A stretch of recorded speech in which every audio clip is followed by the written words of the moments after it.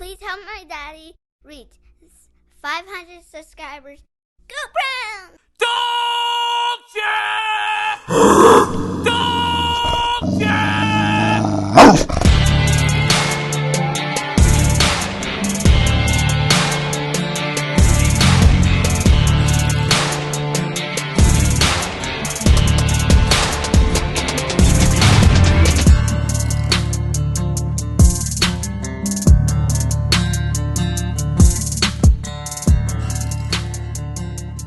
What is up, Browns Pound? It's your boy Kodiak back with another post-game video reaction.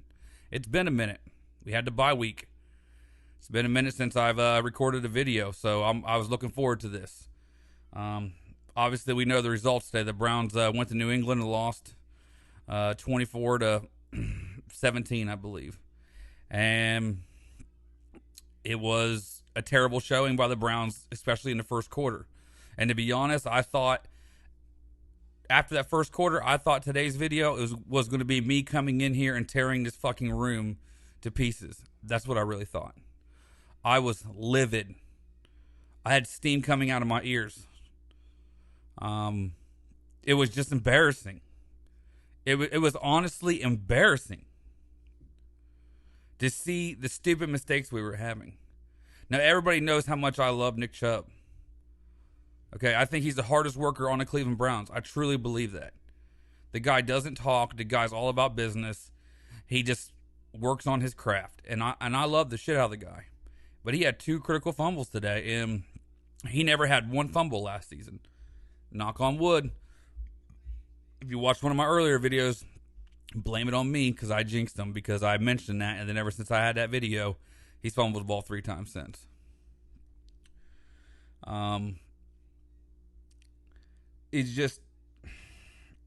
It was bad luck. The first fumble was bad luck. Joel Bitonio gets thrown to the ground, kicks the ball right out of Chubb's hands.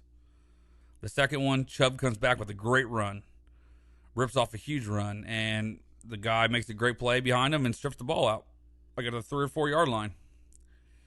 And at that point, you know, my heart hurt for Chubb, but at the same time, I was very pissed off and I was yelling at him that you got to secure that football. My heart hurt for him because I know that he really prized himself in not fumbling the ball. And it happened back to back like that. Then the very next time we get the ball, Baker throws an interception. I wouldn't even really call it an interception.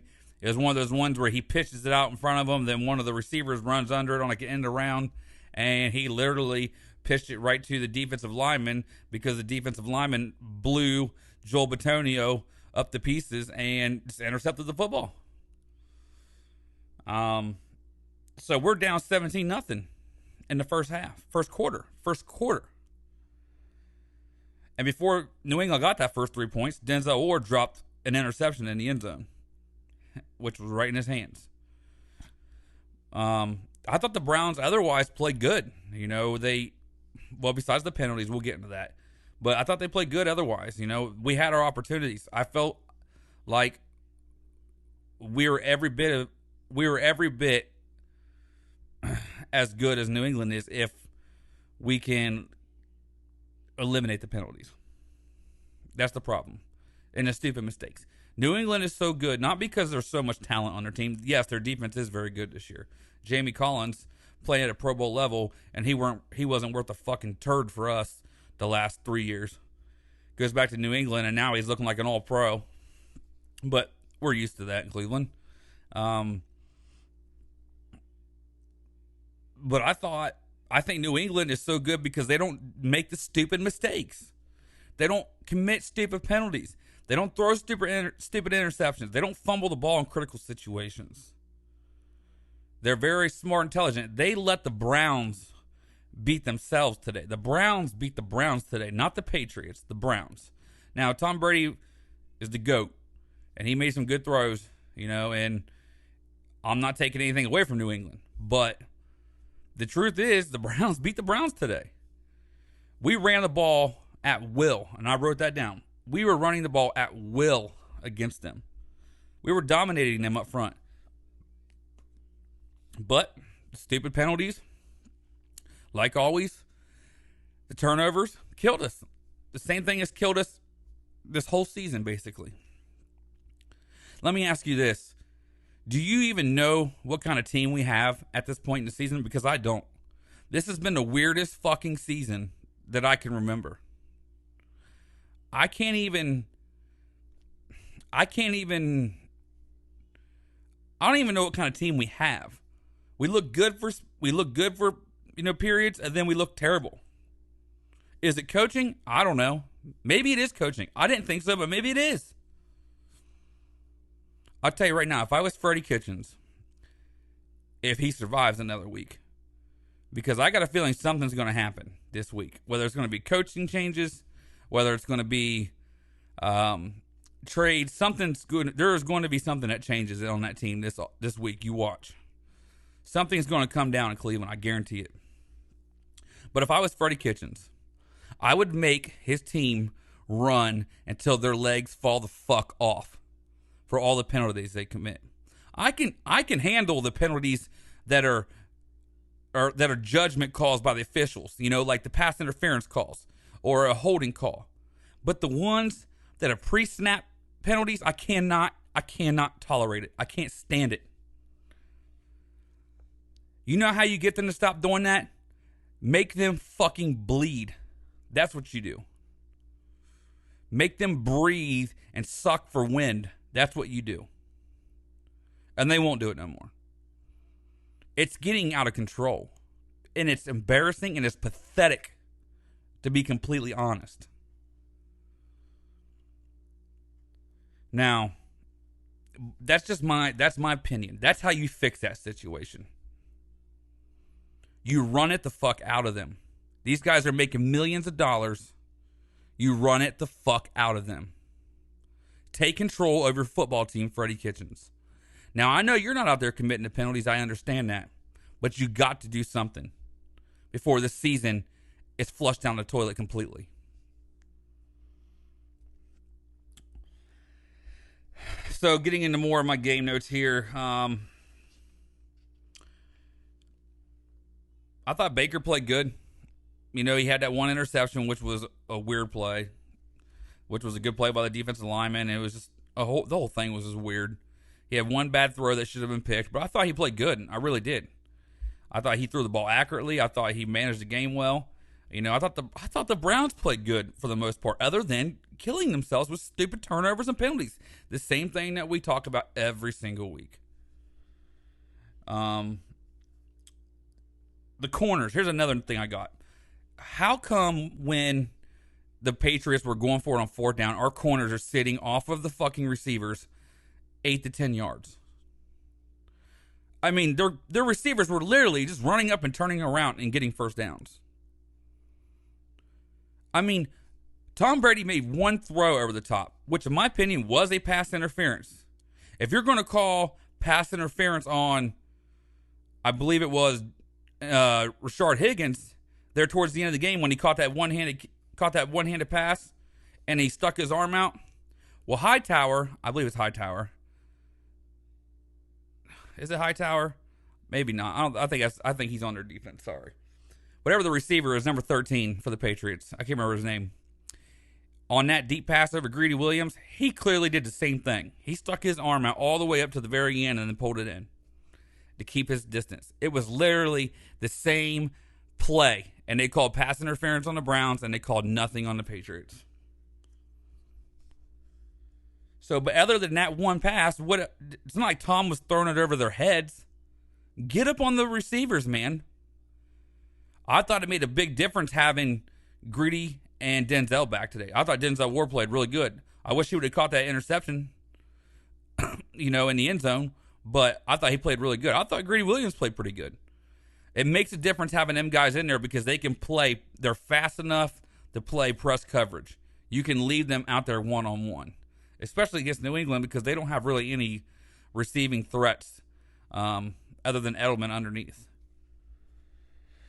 So that was one of my game notes. Another game note I had was Vernon finally showed up. Olivier Vernon finally showed up.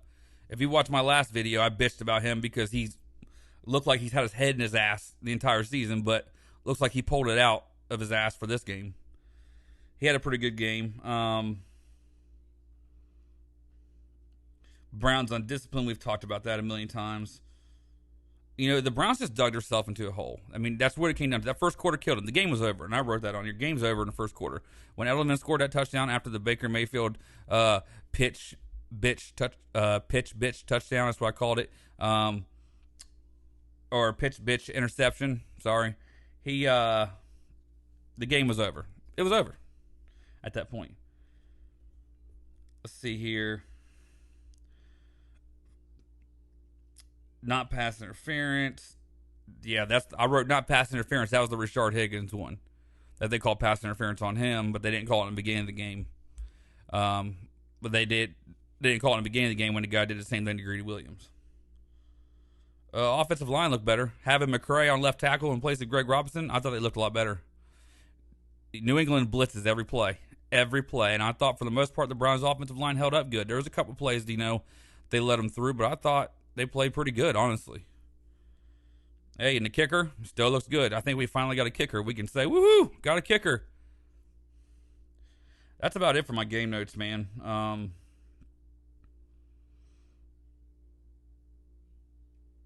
Yeah, that's really it. I mean, basically my thought on this game is we dug ourselves into a hole. We played pretty well at times. Penalties killed us once again. So where do we go from here? What do we do next? Is the season over? I know our schedule gets easier, but that don't mean nothing. That literally means nothing. I hate when people say that. Should we win a bunch of games? Yeah, we should, but you're not beating anybody with 3 turnovers and the amount of penalties we've had this season. We got to change a lot in order to win games. Although Denver, we're going to Denver next week. Although Denver's 2-6, they've lost 4 of their games by 1 possession. I heard that today. So it's not like there's some walkover. You're not just going to go in there and just steamroll them. The Bills are 5-2. They got a damn good defense. You're not going to go in there to steamroll them. The Bengals, maybe. Maybe you get a couple wins there. Baltimore's going to be tough. Pittsburgh's going to be tough. Got to play them twice. Maybe pick up a win in Miami. I mean, this can turn into a really bad season really quickly if they don't get it turned around. Something has to change. Something has to happen. Freddie has to find a way to get it through his players' heads to quit killing themselves. New England don't do it, so why the fuck do we got to do it? Other teams ain't doing it. Why do we got to do it all the time? They're all human beings. It's not like New England has a bunch of robots. It's not like, the Steelers have a bunch of robots or the Ravens have a bunch of robots or any of these other teams have a bunch of robots on their team. They're all humans. If they can refrain themselves from making penalties, why can we not do the same thing? I'm sorry that I'm kind of mumbling my words and shit, but I'm still uptight and I'm still pissed off a little bit.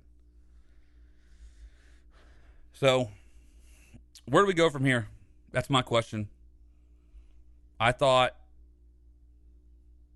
know what to expect. I expect something to happen this week. I do expect that. Something better happen this week. There better be a trade made. There better be someone getting fired. Something better happen. Something's got to happen. Something has to change. We just had a bye week and we played the exact same football that we played all season. Undisciplined, making stupid mistakes over and over and over. Yes, we are a young football team, but these are correctable things. This is not a talent deficiency. This is a team that is undisciplined. They are not getting their ass ripped enough or something. I'm telling you, Freddie Kitchens, if I were you, I would make them run every fucking day. Nonstop for 2.5 hours, however long your practice is, until they can't run no more. Where am I? I don't care anymore. I'm at that point. I do not care. I cannot watch another football game where they kill themselves. I can't.